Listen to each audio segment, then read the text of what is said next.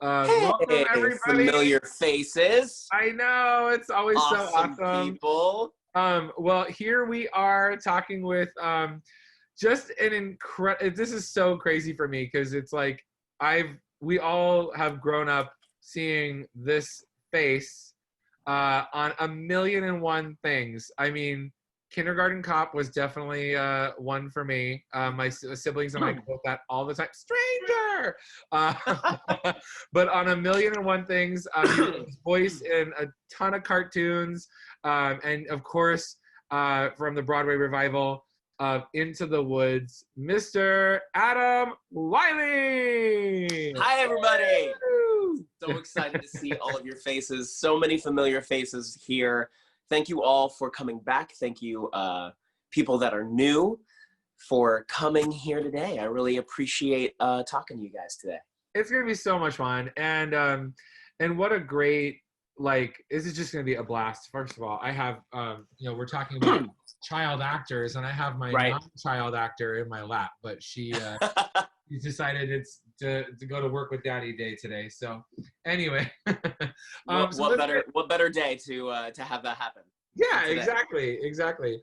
So let's get to chatting. I want to ask some questions. First of all, how old were you when you got started? And was this something that, basically, how did you get started? Was this something that you, as a child, like, I want to do that and expressed interest, or your parents just saw something in you and were like, hey, we should maybe test this out and see how it goes?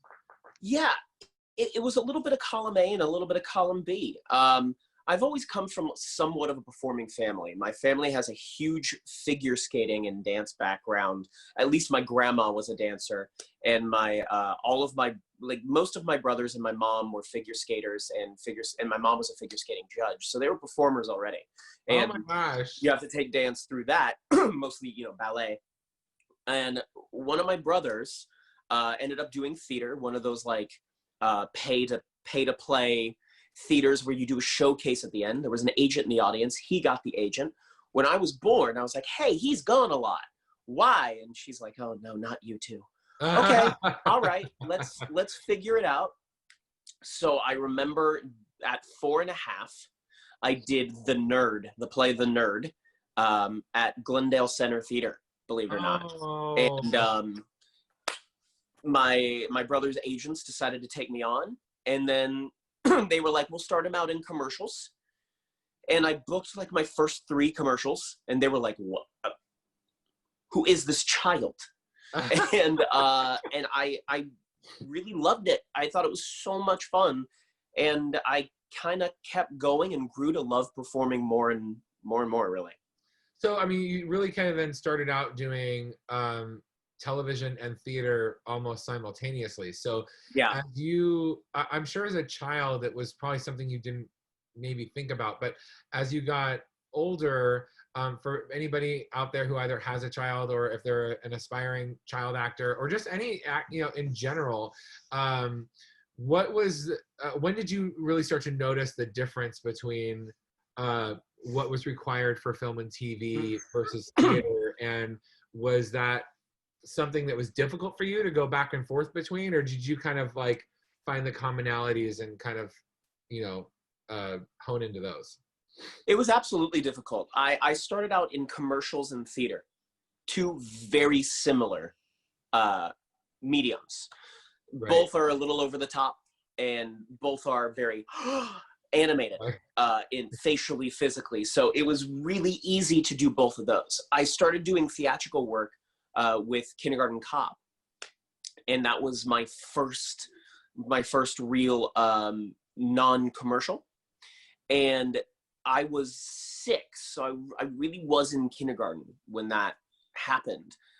Some of us were in 1st grade, some of us were in kindergarten, and I think that's when I kind of understood what the transition was. It was very difficult. It was pull it back, Adam, pull it back, Adam, pull it back, Adam. But wow. As I've learned, it's much easier to tell someone to tone it down than to liven it up. Right. So that was to my advantage. When I was a kid, was that I was used to being very big and broad and bold in my acting. So It was easy to just turn it down a notch. Well, that's so obviously like directors that you worked with, especially like on Kindergarten Cop, then had to be patient because they were working with a ton Lots of of kids. children. Oh my gosh, like Yeah. I can't even. Yeah, I mean, I can't. At that time, I can't even think of another movie that had like all like that many little children. You know what I mean? Like, Yeah, we were really little, like there's a lot of like and high I keep school in movies touch with a and stuff. lot of those kids too. Do you really? Yeah. There's a few of you guys in that really had quite a career. The little girl who had to go to the bathroom, who was also like Father of the Bride, and like just a ton of things. Like she was another. She was like you. She was all over the place. Yeah, she became the Ivan Sarah Rose. She became the Ivan Reitman it girl. Yeah. After that, he was infatuated with her. Yeah, she was a cutie. She was. She's great. So did you notice like were there like specific challenges going back and forth between the two mediums? Like was it hard for you as a kid to figure out you know how to do that quickly, or did you find that you naturally kind of were able to do that and that's why you really started to I mean, because if you look up on his Wikipedia, the amount of stuff that he has done, we were talking about this before we opened up the room, like his career, people can live an entire lifetime and not do half or even a quarter of what he's done. I mean, and all mediums, voiceover on down. And you started doing voiceover too as a child. With All Dogs Go to Heaven too, I think. And like the first one was Swan Princess when I was again just about 5. And that was because I was a singer and it was difficult to find a 5-year-old with the voice that matched the adult version who could sing. And yeah, I started singing at a very young age. Really, my mom said, okay, if you're going to be in the entertainment industry, you need to have every lesson and need to know anything under the sun, because you want to say, yes, I can. And then when they actually have you do it, because they do that, you want to be able to say, to really do it. So like I started ice skating, singing lessons, dance lessons for everything you could possibly imagine, which is why I have a lot of crazy, weird skills that people are like, you juggle? Yup. Yes, you can do a round of back handspring back tuck? Yup. You can do, yup. You can, yup. I can't Where did even you learn magic? That one I taught myself. Huh? But like, magic, literally, dude, like the video you posted with the blow pop, I have watched that fun? I have watched it so many times because it literally is like, I'm like, witchcraft. What is happening right now?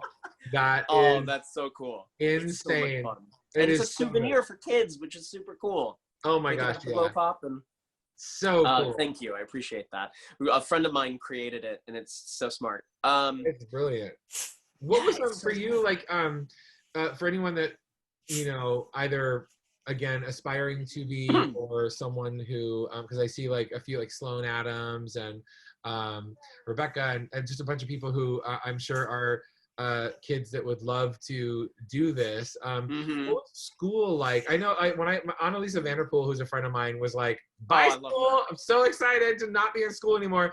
But was it for you, especially like since you started truly like when school starts for a kid in kindergarten, did you ever have what I would say a typical school experience, or were you back and forth between typical and on-set, or were you pretty much having to be homeschooled and you didn't really, all your social interactions were from your activities and from being on set? So my mom felt it very, very important, and I'm so glad she did this, for me to have socialization with both adults and with children.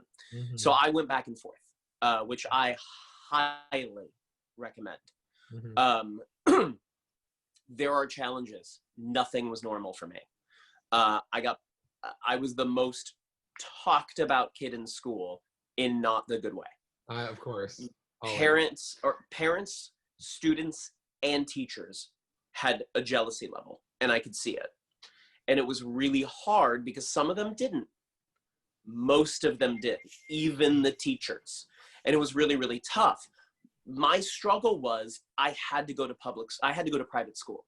Right. I couldn't go to a public school because normal public schools in California, especially, they have a curriculum of 1 week.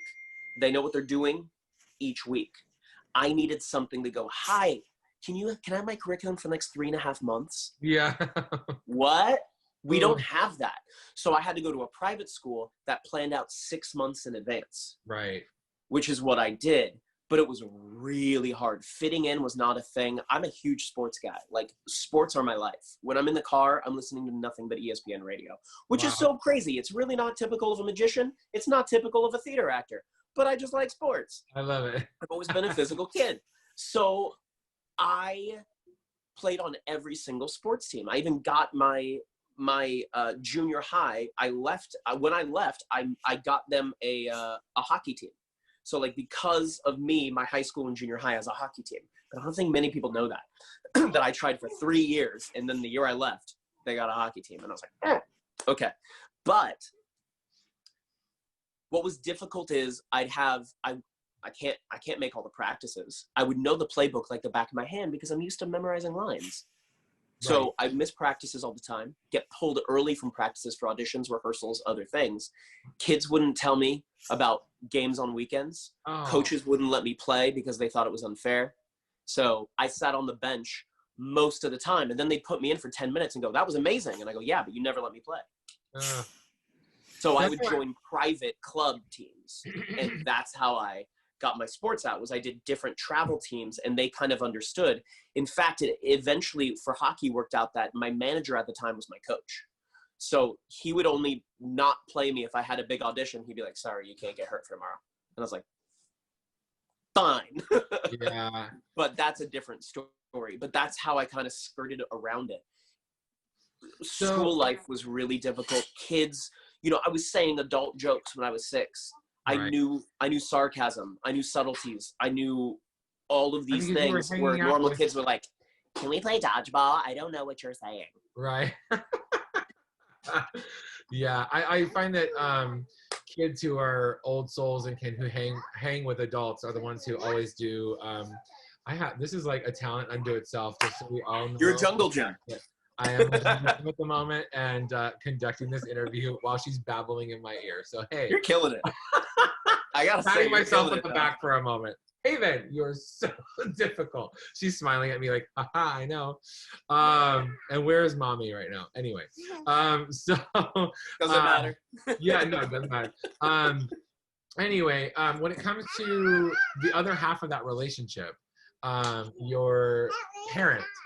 Yeah. And I'm assuming it was mom. I'm assuming mom and dad probably did both. It was just mom. Okay. Just mom. So that. It's so funny. We've had like Abrams was like looking at both this one and our middle child, and we're like, we really think that they're so cute and blah blah blah. And we were like, I cannot imagine.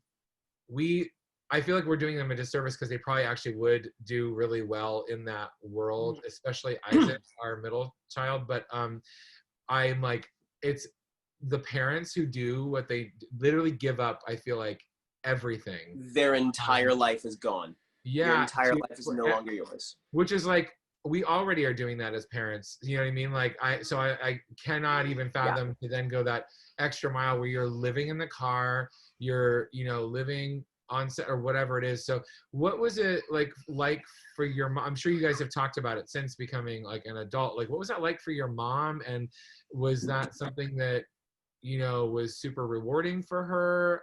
Was that difficult for? I'm sure it was all the things, but I mean, tell us like from as best you can from a parent's point of view, for any parents that might be on here also thinking about getting their kids into it.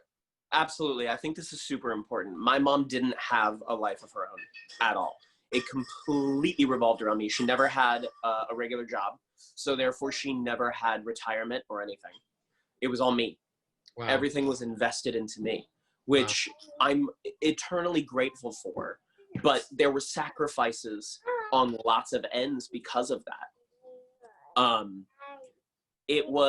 Yes, it's a life in the car.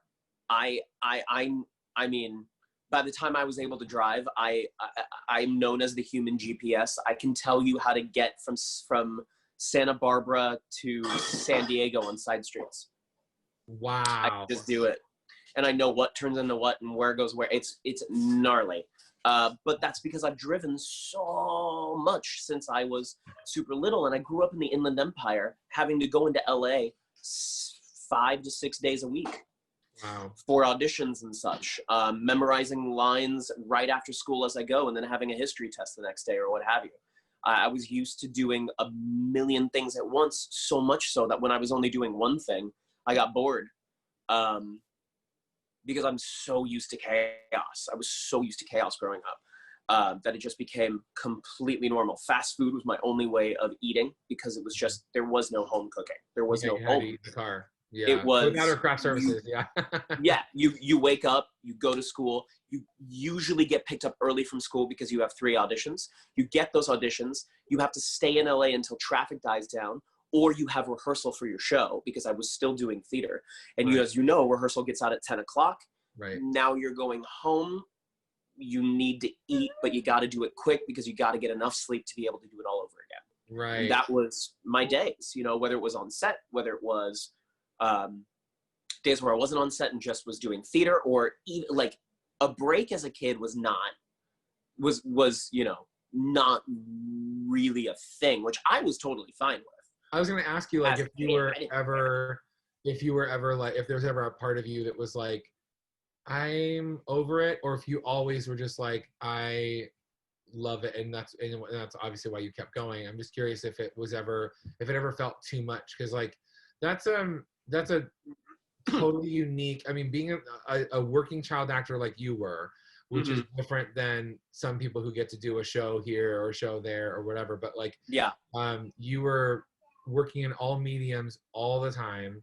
So was that something that did you ever feel burnout? Like, did you ever feel like, I just want to be with friends who don't know who I am or don't care who I am, or it's not about getting to meet someone famous and blah, blah, blah? Or like, what was that like for you?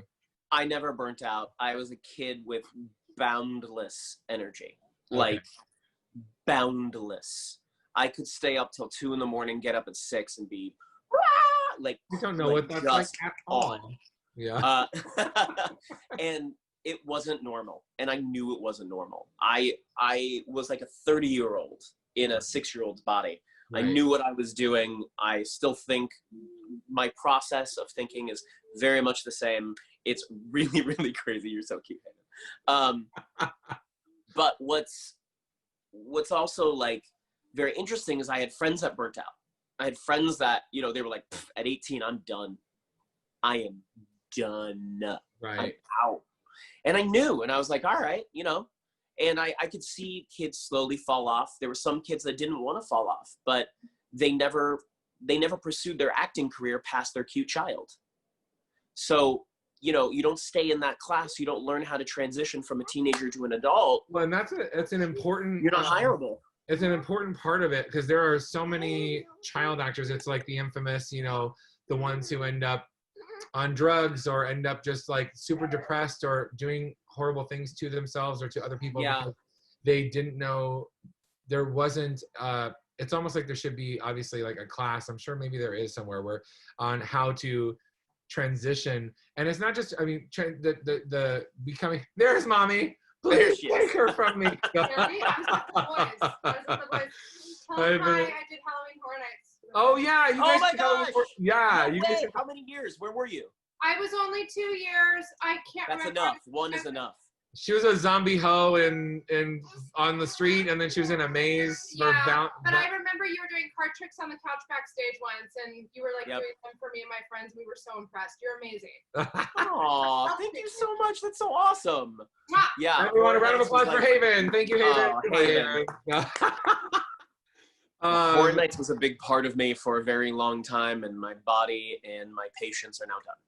Yeah, that was her. She had a health issue that she couldn't actually. She had to leave in the middle of the season because it was too much. But you have any health issues and you're done. Like you just your body never has a chance to recover. It's so many hours. It's so many nights. Grueling. Yeah, brutal. Unless you are 22, do not do Halloween Horror Nights. Okay. Amen. But yeah, like the transition from like, because it's like being a child actor at 5 versus 10 versus 16 versus then, you know, becoming an adult. That's every single transition has got to be hard, because some kids are really cute and charming at 5, 6, 7, 8 years old, and then all of a sudden they hit 10, 11, 12 and they're not anymore, or they're just awkward. Yes, they're entering that awkward years and they don't know how to hone it. Totally. Exactly. And there's a skill of learning how to obviously own who you are at every single moment of your life, and figuring out who you are. And as a kid, I can't imagine, because adults have a hard time doing that. So how did you do that? How did you master that as a kid? Because you literally, you did that. You just kept going.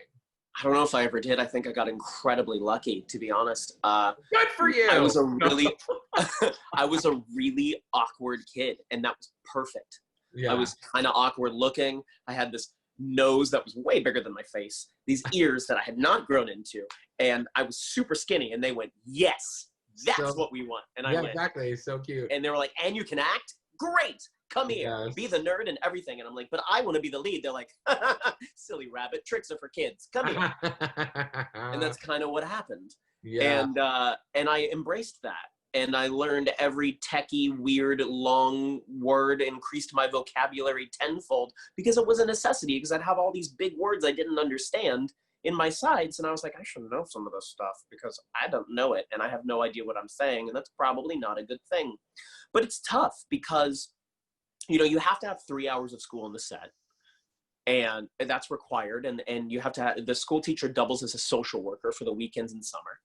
And you have to really like just learn the balance of your own life. And as a parent, like looking back, my mom was a complete champion, and it's really hard. And some of the kids, I particularly loved it. But as I said, some of them just didn't love it. And it's hard to force your kid into anything, no matter if it's acting, sports, the family business, med school, whatever it is. Yeah. You know, it's hard. And so I thought starting out in theater was a blessing for me because I got to see a process of a show. Right. And it wasn't full time. It was only at nights. It was only for a limited time. And that's where I really went, yeah. So I owe all of what I know and my wrapping my head around this industry to theater, for sure. And I also like something you touched on a moment ago. I think it's so important for parents to, there's a fine line where, you know, your kid is like, I want to play the violin, I want to play the piano, and then 2 weeks later they're over it. Or I want to play soccer, I don't want to play soccer anymore after their first game because they didn't win. I want to do this, that, or the other thing. And there's a point of which you have to teach your child to follow through and to push through, and then eventually sometimes they grow, they're like, oh, actually I'm obsessed with this, and I now I've done the hard work and I'm good at it. I can now play the piano really well, and I'm enjoying it.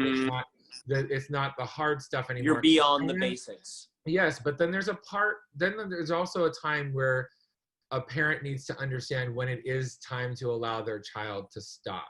And I think that often the parents get involved in, especially when you're in your kind of situation. You're working with Steven Sondheim and Arnold Schwarzenegger and Tim Allen, and the list goes on and on and on and on and on, of these legends that you've worked with. And the parents are around for that, and they're getting to be a part of that. And there's a part of it that I feel like, when is it for your child and when is it for you? And I think your mom obviously was listening to you, and I think a lot of these other kids who don't are forced to continue to do it because they're bringing in good money for them and their family. And that's something I really want to touch on. You hit it right on the head, TJ. Yeah. You're bringing in really good money. Yeah. And here's the problem. When one parent has to give up their life, for me, it was really, because my parents got divorced when I was 12, it was our only way of living, was me. And that happened since I was a child, which is, and I didn't know the pressure of that. That's a huge responsibility. It's a huge responsibility. And anytime I feel you're going into it where the kid is the cash cow, it's the wrong reason to get into it, right? You need to be able to have the stability of an adult being an actor. And what that means is for every, 1,000 jobs, you might book one. And it can't be the only source. Adults have this great thing. They are able to wait tables. They're able to do theater. They are able to have another hobby. They're able to have another job. Children aren't. And as a single parent, or a parent that maybe even parents that don't quite have a steady income, it's really difficult to then have a kid on top of it in the business and have all of these unsteady incomes, you know, all together. I always say that if you see the money and you're like, ooh, now I can pay my phone bill, you're getting your kid in acting for the wrong reasons. Mm-hmm. If you are saying, ooh, you wanted guitar lessons and you just did this job, you can have guitar lessons, then you're investing it back into the kid, and that's a completely different story. Mm-hmm. And there is, I know, like, because I know that with the Coogan accounts and stuff like that, that there's a portion that, which is so great that became a thing, but there's a portion of it that so little though. It's so little. Oh, is it? Drives me crazy. It's like 25%. It's crazy. Oh, that's not okay. But yeah, there is, for anyone that doesn't know, there's something called the Coogan account where a portion of the income has to go to the child into an account for the child, and then the rest of it can be used and or go to the parent. And there is a very fine line, again, because if a parent is like your mom giving up her life, things are going so well for you, and it's like, I'm either going to do this myself or I have to pay someone, because I'm going to have to go work, and then I'm going to have to pay someone else to then go take him around. Exactly. And it's like, might as well keep that money in the family, right? So there is definitely, like, you know, parents are earning a part of that income because they're making it happen. You know, I really think the parents should get, if it were me, I would say, okay, the kid gets blah, blah, blah, and the parents get a percentage of this. They need to start doing that, so that way the kid's money is more safe. And it's kind of like okay, well, the parent's taking an extra 10%, but that's okay, because the parent also kind of needs it. So we need to come up with some sort of balance where more money goes into the Coogan and some money gets a percentage to the parent, because the parent can't possibly be working that hard basically for nothing. It's really difficult, and as an adult it's much clearer now than it was, you know, as a kid. And finances were not something I really understood, and finances were hard as an adult. They're hard enough, and no child does get that, and so that's why it makes it really, it can be really, really shady. And I wish there was a more stringent and policy on that than there is, because I think the parents are entitled to a part of it, because they are investing gas and time and lack of income because of, you know, you're giving up a lot. You are giving up a lot, but you know, it should be, as you said, about reinvesting it in the child and paying for their college education if they so desire to do that, and or making them, if they're really successful, able to buy a home someday, or whatever the case may be. Like, it should be, you know, about, like, empowering them so that they don't have to come back to you and live in your house one day. Totally. You want them to Which be, still you may know, happen. self-sufficient. Exactly. You are not subject. That is not something that is guaranteed. What was I? Also, hours on set is very difficult. So depending on how old you are, is by California law how many hours you can work on set. So the littler the kid, like if you're saying, oh, I want to get my, you know, 2-year-old into acting, more likely than not they're going to use twins that young of an age until about 6. Because they can work twice as long. Like Dominic in Kindergarten Cop was twins. Yeah, that wasn't one kid. They said Abrams, when they were talking to us about Haven and Isaac, they were like, we rarely take on kids that are not multiples because they don't really work in film and TV. They're great for print and stuff like that, but they don't really work a lot in film and TV until they're able to read or something like that. Exactly. That's about 6 years old, 6 or 7. Yeah, exactly. Because they because of the amount of time on set. So yeah, that's completely still a thing for sure. If not, and then getting emancipated as soon as you turn 16 is super important for a kid, because at that moment you're facing 18-year-olds who look 15, 16, and they can work as an adult, and it doesn't matter if this person is 18 and they're just like not quite as good an actor, but they'll do. And you have somebody who's 16, who's not emancipated, who's perfect. They will go with the 18-year-old because 9 hours versus unlimited.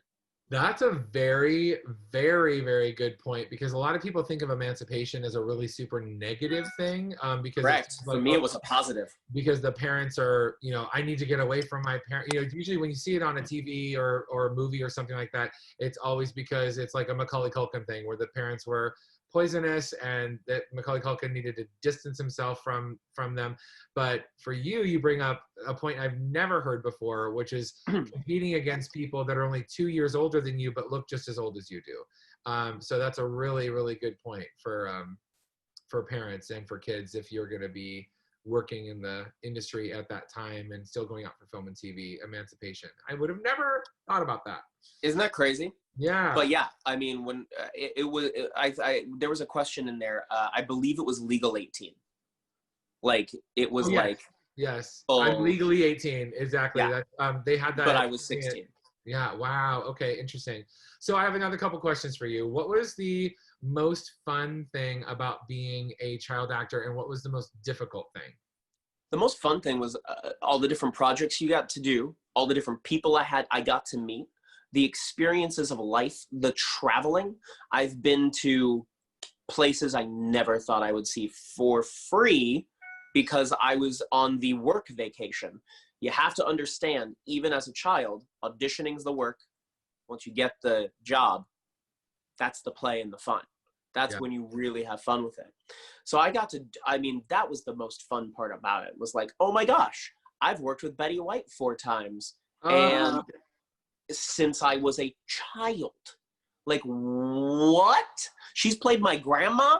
You know what I'm saying? Like, you get to meet these people. Like, I did the first ever, I did a game called Escape from Horrorland, and it was the first ever DreamWorks project in all green screen. So you had everybody who was there from that, like, you had Steven Spielberg, you had Jeffrey Katzenberg, you had Jeff Goldblum. It was just like, what? Who, how, what, who am I to, like all of that. It was like, not like even doing Beauty and the Beast. That was pretty much the original Broadway cast. Yeah, I saw that came to LA. Yeah. Gary Beach, Terrence Mann, Susan Egan, Burke Moses, like what, Tom Bosley. You're like, what? These are legends. Terrence Mann alone. What? I know, but it was so funny, like, because that was like for me going to see it as a kid. I was like, that's the kid from Kindergarten Cop or whatever. You know what I mean? Because it was like all-star cast, but then it was like, the kids are like, oh my gosh, that's Adam Wylie, and you're there going that about the adults, but. It's you have, which we were going to talk about in a second, working with legends, but what is the best advice you could give to a parent who is looking to have their child pursue this as a career? Study. Know everything about it. Know how many hours people have worked. Look up the horror stories. Look up the horror stories. Look up the positive stories. Know everything before you do it. Make sure that your child loves it before you fully invest. This is not something that is going to be they like it for now, we'll see. It is an all or nothing. Mm-hmm. Like, you either push all your chips in or you don't in order to be successful. And know what that means for you as a parent and for the future. I know that there's a lot of people too that ask, like, because parents, especially when they're just getting into it, and I think this would be valuable information for parents to hear from you who has done so much. There's do I drop them off and go? Do I stay? When I do stay, am I gonna hover? Am I going to be around to make sure that I see them all the time? Because we're going to be honest here, like, there's a lot, Hollywood is a shady place. There's a lot of amazing things and a lot of horror stories, as you said, that happen to children. So what advice do you have for parents as far as like how to act on a job? I would say it's, This is tough. You don't want to hover because the director has a job for a reason. Mm-hmm. Rules wise, the school teacher is a social worker. They have a job for a reason. Mm-hmm. It is not your job to make sure that the kid is acting is doing what they should be told, but it is your job to be a guide and say, hey, so are you having trouble processing that? That's okay. You know, come talk to me about it. Maybe I can help. And it really treat it like with such kindness and lightness. It never wants to feel like a job. Once it feels like I have to, that's when it gets hard. And you almost want to be present, because you never know. You always want to be present. I would never recommend to just drop off. And it's definitely not a summer camp. It's definitely a business, and it's called a business for it's called show business for a very real reason. They are at work. So my mom, growing up, love her to death, was a stage mom, made stage moms look sane, made them look normal. It wasn't until I became an adult that she finally loosened up, figured out her own stuff, and was able to go, hey, wow, I behaved like a strange person. It's easy to do that. It's easy to well, you have to be a cowboy today, so we're going to buy you a hat, and we're going to buy you boots, and we're going to buy you a vest, and you're going to be the best cowboy there is. You're going to learn, you're going to watch 3 Westerns tonight, and let them do their thing. Let them be a kid. They're a kid. They're hiring a kid. They want a kid. And that's very, very, very important. I had this very well, you can't draw on yourself, or you can't scratch yourself. You're the boy in the bubble. Are you sick? You got to get away from him. He may have to sing in a week. I don't know. Right. It could just pop up. And it's let them be a child. Right. Amen. So it's a very good balance. You have to be able to let them be a child while fully understanding that they're involved in a very adult business, and be a guide.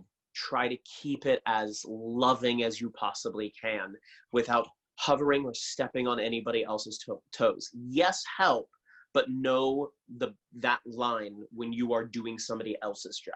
Amazing advice. I want it because there's so much to talk about with you, because you've done so much, as I've been saying, but so we could be here all day, but because as we start to get into the latter half of our session, I want to get into some more fun stuff.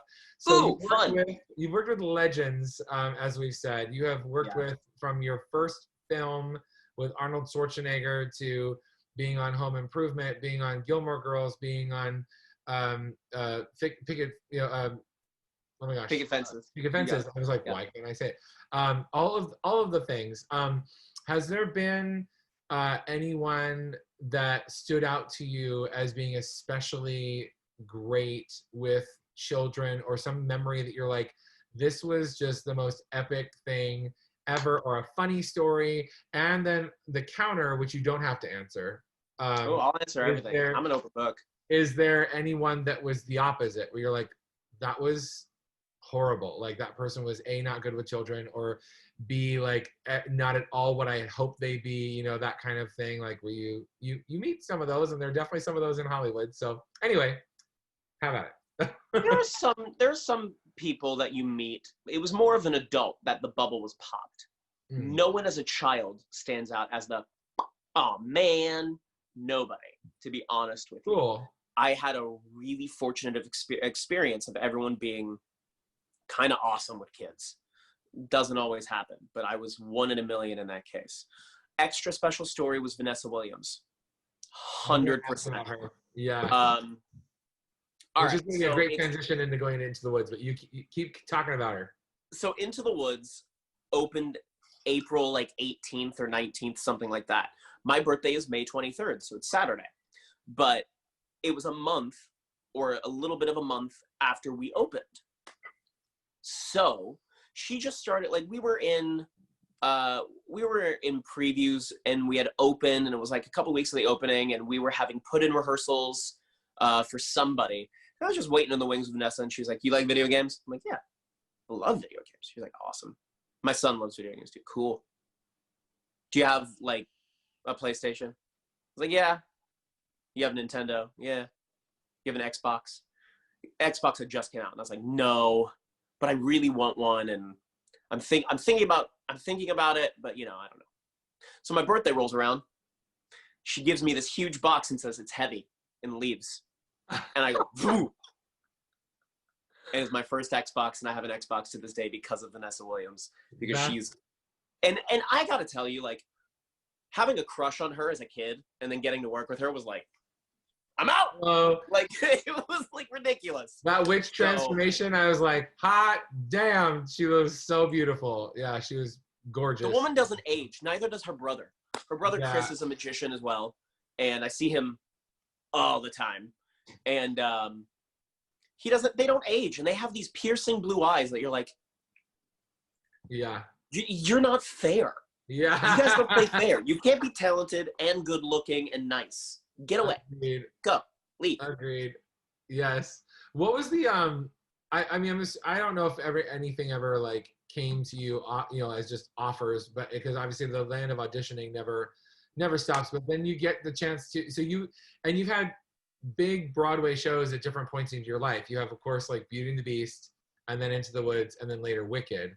Yeah. All very small shows, not successful at all. Never. No. With doing Into the Woods, what was that audition process like? I mean, because I know James Lapine and Steven Sondheim were, you know, obviously involved, and you know, at that point in your life, you had to obviously understand who they were and what you were doing. So, what was that? What was that like? I didn't know who James Lapine was. Okay. Sondheim, I mean. Yeah. Who didn't know Sondheim? I knew that James Lapine won a Pulitzer Prize for the original, but I didn't know what he looked like. Right. So the process for Into the Woods auditioning wise was rough. I'm not gonna lie. It was rough, and it was stressful, and it was hard. So I auditioned originally out here in LA, and I went in, and it was only me and James Lapine. No big deal.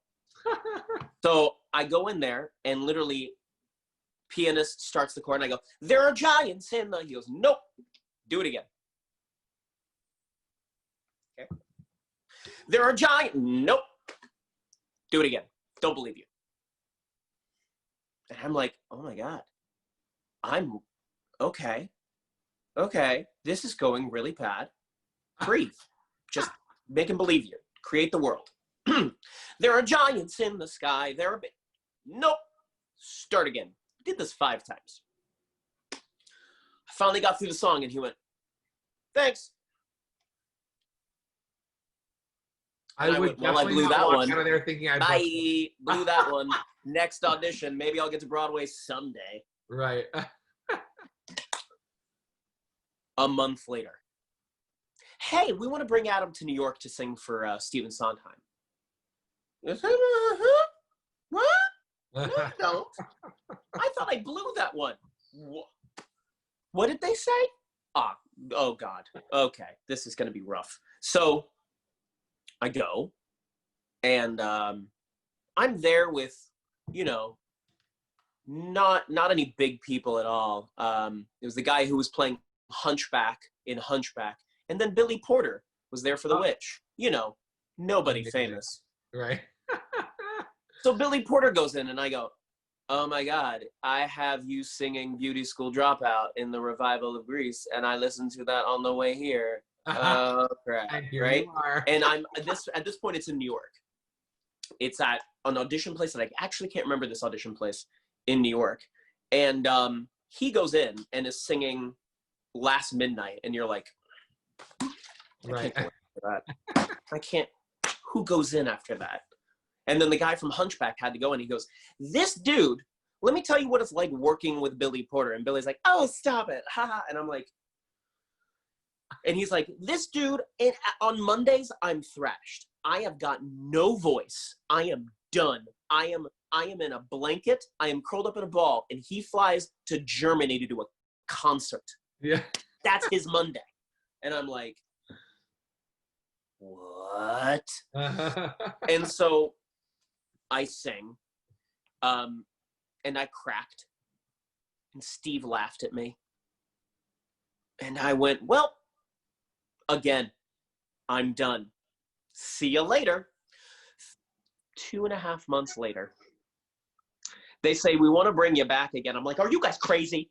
Are you crazy? Wow. You can't bring me back. I just cracked in front of Steven Sondheim. Well, this is a chance for me to redeem myself. I go back. Billy is back. Billy goes right in front of me this time, and I'm like,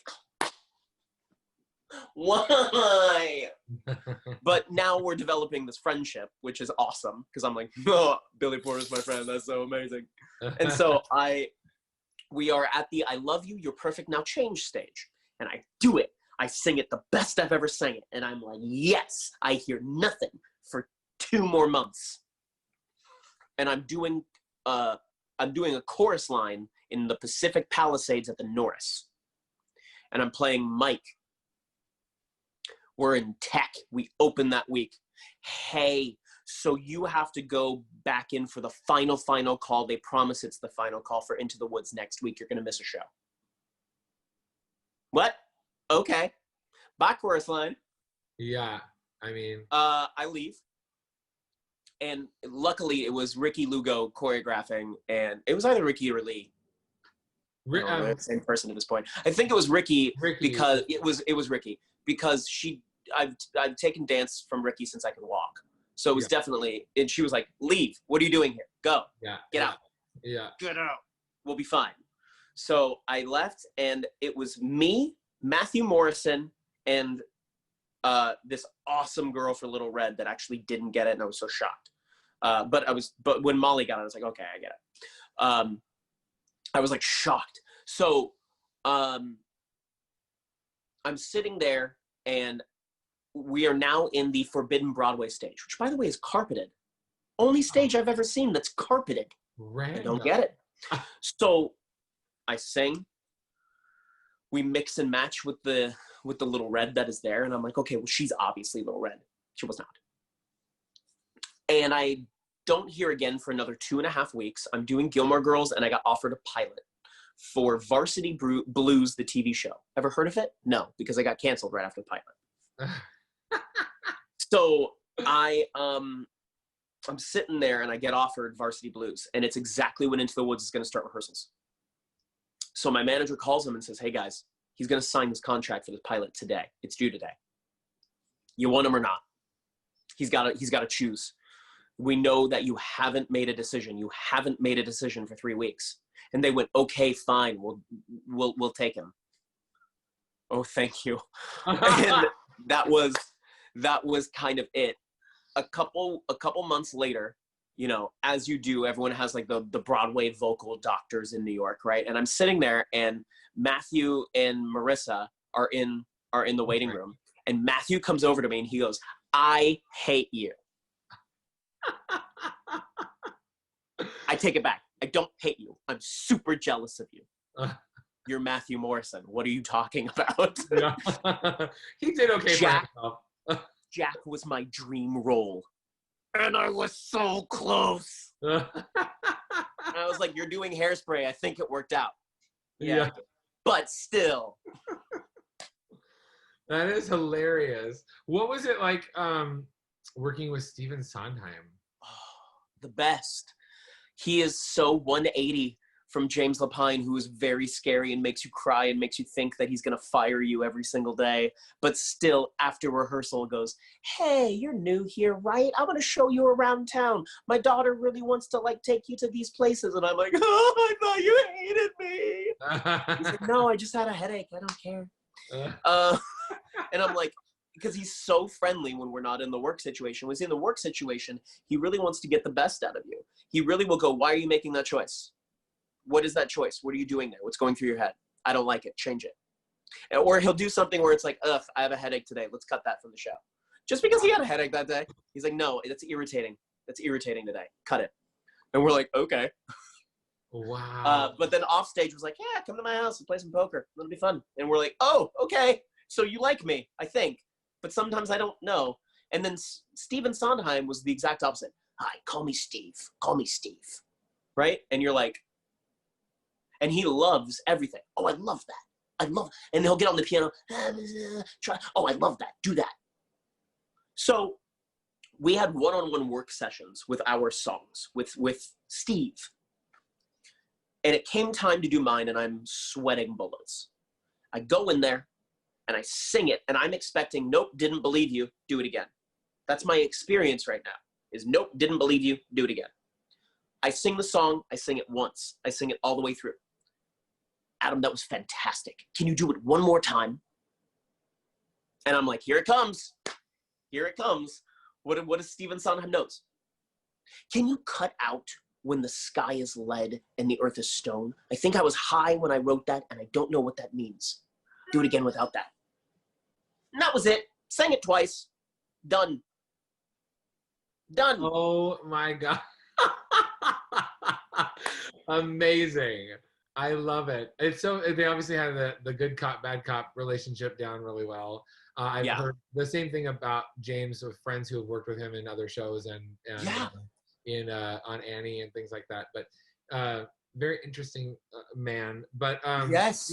So talking about then real quick before we move on to a couple other things before we have to go. I mean, I have nowhere to be. It's quarantine, but sure. Yeah, right. You have other classes that you need to get to. No. I just don't want to take up all your time. But I don't care. When it comes to that revival, I know every beat does any musical theater aficionado or fan knows that, you know, Bernadette Peters, Joanna Gleason, Chip Zien, video and every beat of it.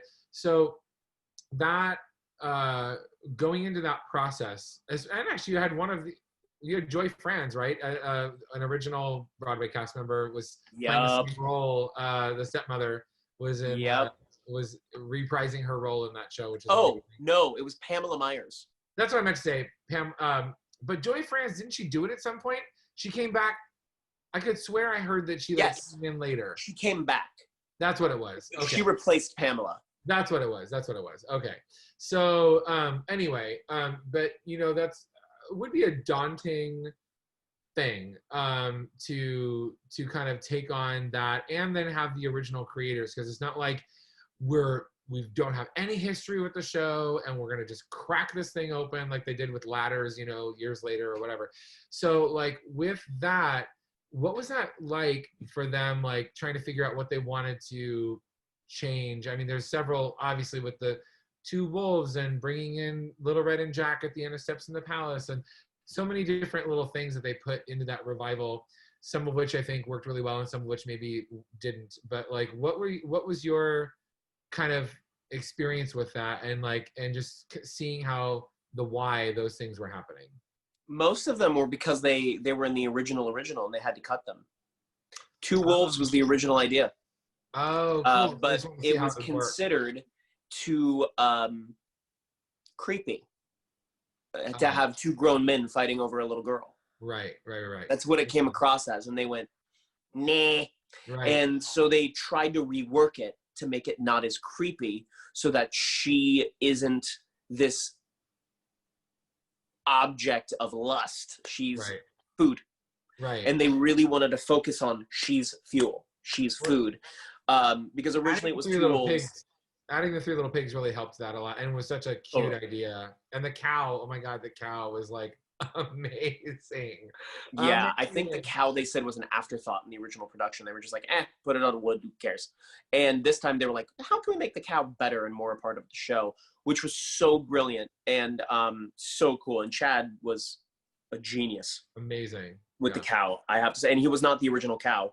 We had gone through three other people before Chad finally was like, because Chad was understudying the princes, he was understudying me, and then they made him also Milky White when there were two other cast members that just, their body wouldn't hold up. And they were like, all right, Chad, you try. And then eventually his body broke down about halfway through. He still continued, but physically it was, you're hunched over on crutches. I remember he opened a door handle and pulled a tendon and it blew up on his hand. And you could just see Steve, what we called him, this little bump on his hand that was like, not little, it was gigantic, but all because his hand got so tender that he opened a door and pop. It was crazy.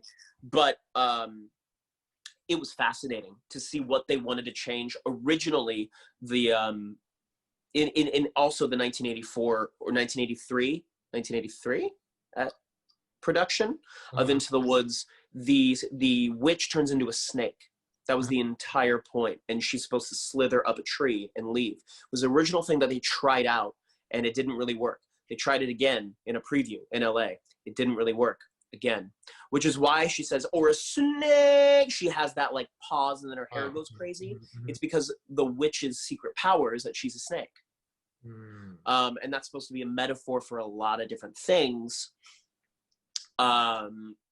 We changed things every night in previews. LA, as well as New York, things were constantly changing. So much so that even choreography-wise, we had an A, B, C, D, E, F, G ending for most numbers. And it was like, what's B? Which one's that?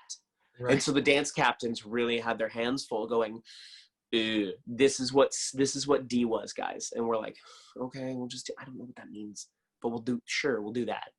But it was fascinating because I felt like they finally got to do mostly with it what they originally wanted and how they originally wanted the production. And believe it or not, the Wolves originally had real life parts attached to them. Oh yeah, they did. Yeah, you see that in the video with Bernadette. Definitely has that. Yep. And so they taught, James talked about that, and he was like, "What were we thinking?" I'm like, I don't know. So it was nice for them to revisit it and do it the way they really wanted. The Steps of the Palace ending, I thought was so awesome. And it changed a few times, like the harmonies changed a bunch. So it was, okay, you go here, you go here, you go here. What about this? What about this? Until it finally became what it is. And that was a fascinating process. And of course, Paul Gimignani is a mad scientist genius.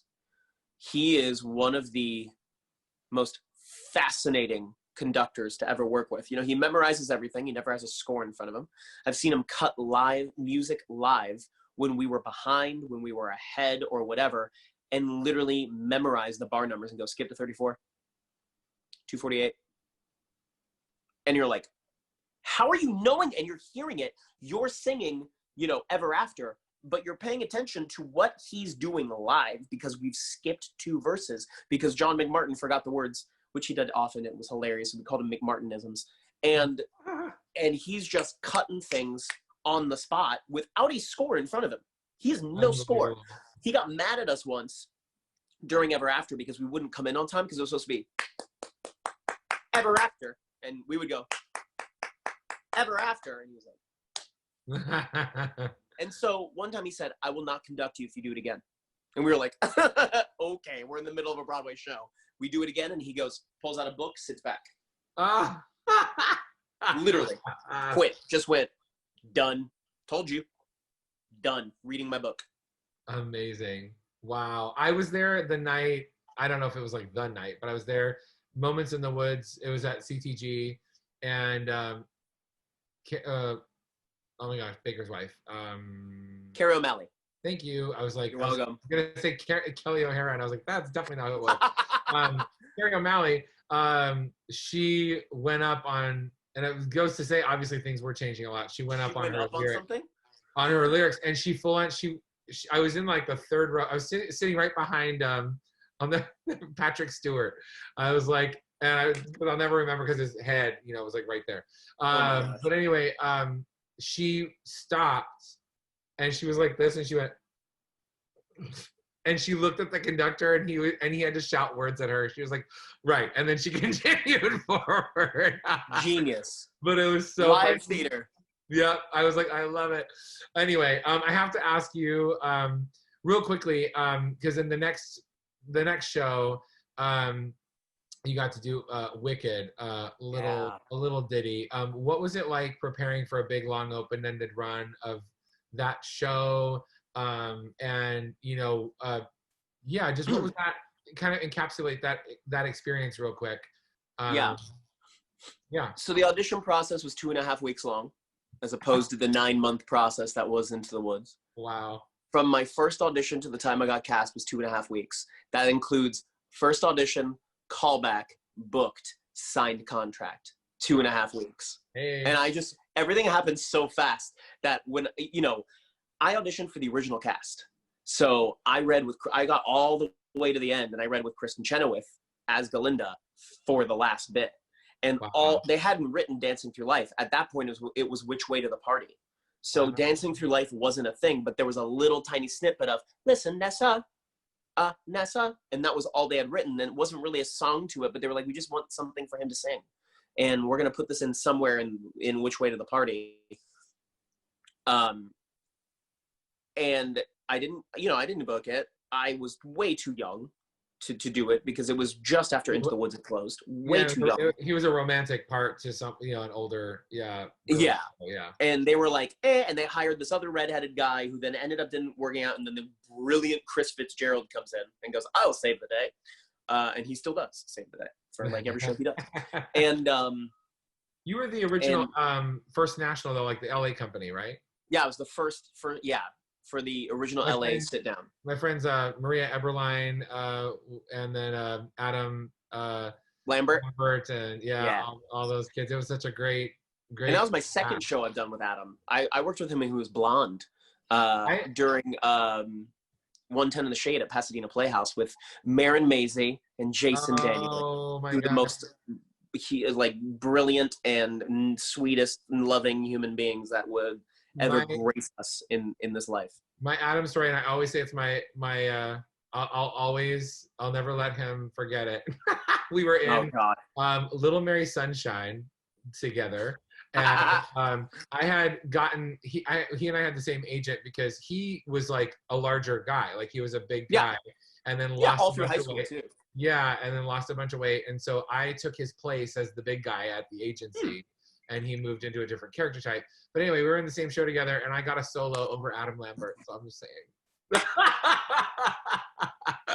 Oh, I love it. Only time I've ever missed that job because he can outsing like everybody. But anyway, yes. So yeah, you were doing that cast with another group of incredible artists, and to get to do the big first sit down in LA, was that just as magical as I imagined? I remember seeing it, and I kind of initially thought I wasn't gonna like it because it's so commercial. And I remember at the end of Act 1, I was so overwhelmed. Bawling. I was like,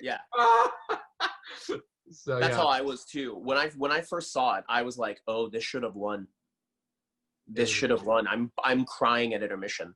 Yeah, this is really incredible. Good. Yeah. And it was my same dresser for Into the Woods was dressing Bach for the Broadway production, and he gave me things. He gave me updates like the show's getting better and better. Got to tell you, man, it's getting better and better. And I was like, okay, all right, well, we'll see. I saw it and went, oh my God, I'm obsessed. It was a beast, man. At that time they had Japan Universal that they were working on. They had a national tour. They had a Broadway company. They had a Chicago company. They had they had 2 national tours out, and then they were going to do this sit down LA company, and they were working on Japan Universal, and they were working on possibly doing Universal Hollywood if this doesn't work out. And it was just like, oh my God. Yeah. We started running the show in 4 days. We were doing full run-throughs day 4 or 5. It's that much of a machine. That's insane. Wow. We also only had 6 new people. It was me, John Rubinstein as the wizard, and a couple of ensemble members who had not done the show before. Everything else was a hodgepodge of all. So it was like a big put in for the 4 of you then. That's basically like catching you guys up. Wow, amazing. It was what they called their all-star company. Because it was, we'll take Eden, we'll take Megan, we'll take Christopher Cusick, we will take, and it was just ridiculous. Yeah. It was pretty incredible. Yeah. It was. I'm gonna ask you one last question. If are there any dream roles or like a dream role that you have yet to play? There are so many. I gotta say. So I've always wanted to do Seymour and Little Shop. Oh, that's yeah. One. I've always wanted to do Mark and Rent. It's another one. Oh yeah.